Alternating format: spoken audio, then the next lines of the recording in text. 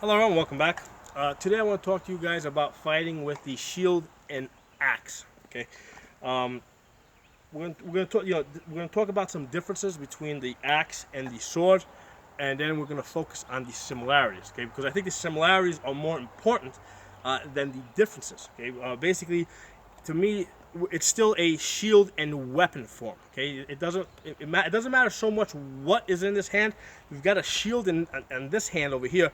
Um, what's in this hand, you know, it's still a one-handed weapon. It's going to move in a similar way, and there will be some differences, and but it's the differences aren't that much. Okay, we just gotta know what they are. So let's talk about the axe and some of the differences first.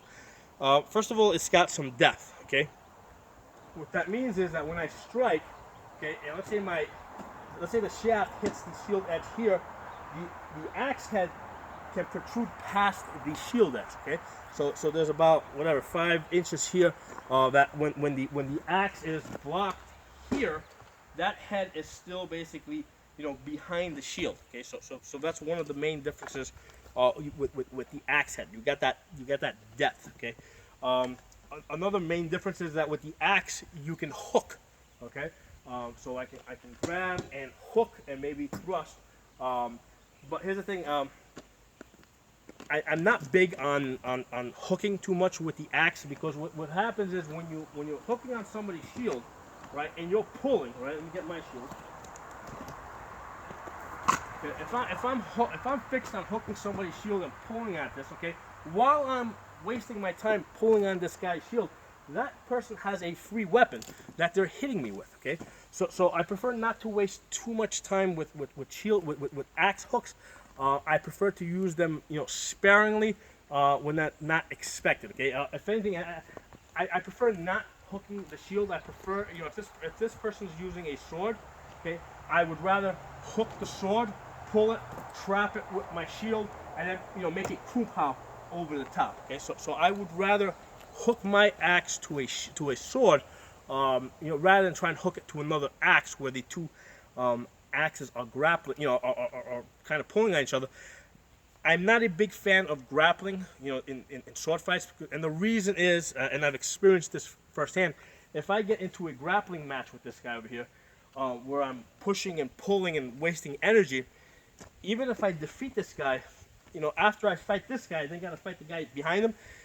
I've needlessly exhausted myself grappling with this person. So I would rather kill this person with 1, 2, or 3 blows, okay, and then move on to the following person. Okay, so swinging a sword or an axe uses a lot more energy, uses a lot less energy than grappling. Grappling uses a lot of energy, so I don't want to use this axe head to be hooking too much. Okay, I'd rather be killing the person with the axe. Okay? And the other thing that you can kind of do with an axe is, because there's a little bit more mass on the end.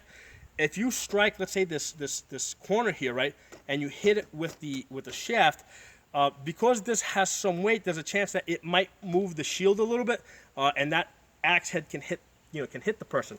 Now, if this was a Dane axe, a big two-handed axe, and you hit the shield corner here with the shaft, there's a chance that this is going to move a lot more.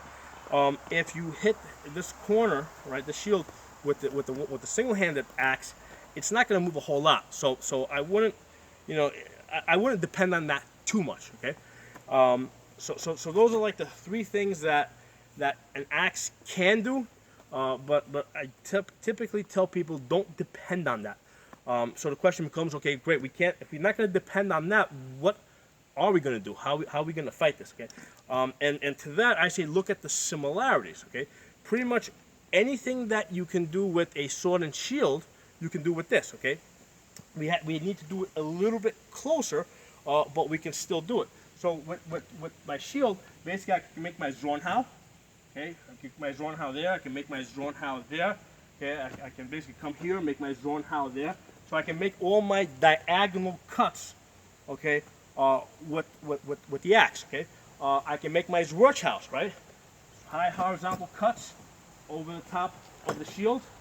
Okay, so I can make all my Zwirchhaus. Okay, I can make my Shielhau. Okay, Shielhau. I'm bringing it in and basically passing my axe along the edge of that shield. Okay, so I can make my shield house. That will work fine. Okay, I can make my croup house, right?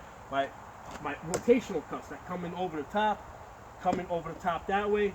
Okay, so I can make all my croup house, you know, with the axe. Same way I would do it with a sword. I mean, it's just obviously it's shorter, but I can still do it. I can make my shadow house. Okay, high vertical cut. Okay, that's going to come in between the sword and the shield. So I can do it to this side. Right, high vertical cut. I'll step to the side here.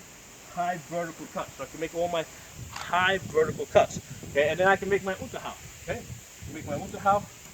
Come underneath the, you know, come in between the two shields. Okay, you know what the ligaments are called as the twin shields. Come in between them and make that Unterhaus.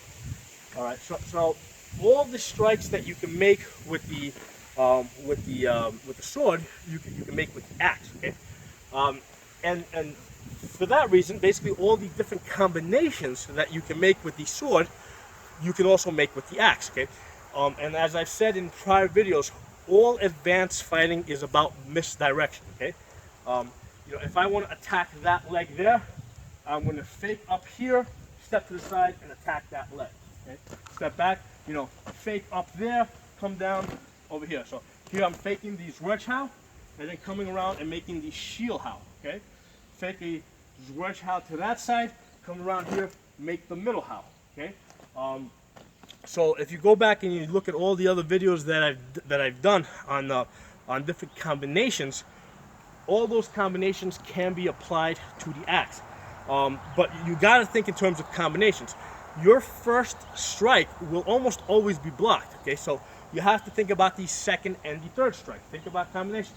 You know, throw a strike there, throw a strike there, throw a strike there. Okay, you know, fake there, come back to the other side. Okay, so all advanced fighting is about misdirection, and we're using the combinations to draw somebody's defense to some other quadrant so we can attack the quadrant that we want. So there's 4 quadrants here. Okay, so if I fake to this quadrant, I'm going to attack that quadrant. Fake up there, go over here. Okay, so all that applies to the axe, and that's where I believe that that people should focus on in terms of their training. I very rarely see videos of people fighting with the axe where they're using combinations. They're usually going in, they're making one strike, and they're getting out. Advanced fighting is about combination. Now, part of the reason why they're usually making one strike, you know, is because, you know, the axe. First of all, a lot of times they're using an axe handle that's really long. Okay, so basically all they can do is come in and make one strike. You know, but then otherwise they gotta make a really big rotation in order to move an axe around that has a really long handle. So definitely start off with these shorter handles and work your way up from there. Don't start off with a really long handle on your axe. Okay, you know, and the cool thing with the axe is, like, if I hold it from down here, this is going to move more like a type X. Okay, because, you know, because it's got the weight up here, even though it's short. Okay, it's really hard for me to rotate this over efficiently. Okay, so basically what I need to do is, as I strike, I need to come around my head, come down to the legs, go up there. I need to use these, you know, I need to use my hip, you know. I need, you know, so that's how I'm going to move this type of an axe with this length handle. Now I can shorten this up a little bit. If I shorten this up, yeah, now this will rotate a lot more easy. This will rotate more like a type 14 sword now, right? Which up here. The problem with holding this up here, okay, even though it will move a lot faster, okay, as I'm striking, right, basically my hand is going to be really close to my corner. So I really don't have any reach, you know, to go from there to there. So I'm really losing a lot of reach. So it makes a lot more sense to hold it from back here. Okay, and now I can fight around my corner, you know, go to the leg, come back here, and as you can see, I can still keep my hand behind my shield as I'm protecting it. Okay, so there's a couple things for you guys to think about in terms of fighting with axe and shield. You know, all the stuff that you do with axe and with shield and sword, or sword and shield, you know, also applies to also applies to the axe. Now, obviously, there's not going to be that much thrusting, although you can thrust with that tip right there. Okay, you can still, you can still basically, if you strike there, you strike a drawn how there, you can't thrust up with that tip, and then from there just bring it around to his rush out to that side. So we can do these drawn how, thrust, rush how there, then come down to a middle how. Okay, so not middle how, a shield how over here. So you can use that tip there to thrust. Now I would not do it with this axe, because this axe is basically a throwing axe, and what happens is if I thrust hard enough with this, basically the shaft is actually going to come up through the head. So this axe is only for cutting. I wouldn't thrust with this. But if you had a different axe where the head was attached differently to the shaft, you can use that tip to thrust as well. Okay. So a couple things for you guys to think about. If you guys got any questions or comments, please post them. I'd love to hear from you. If you have anything to add, by all means, please comment. And if you're not a member of the channel, subscribe. I'll see you guys next time.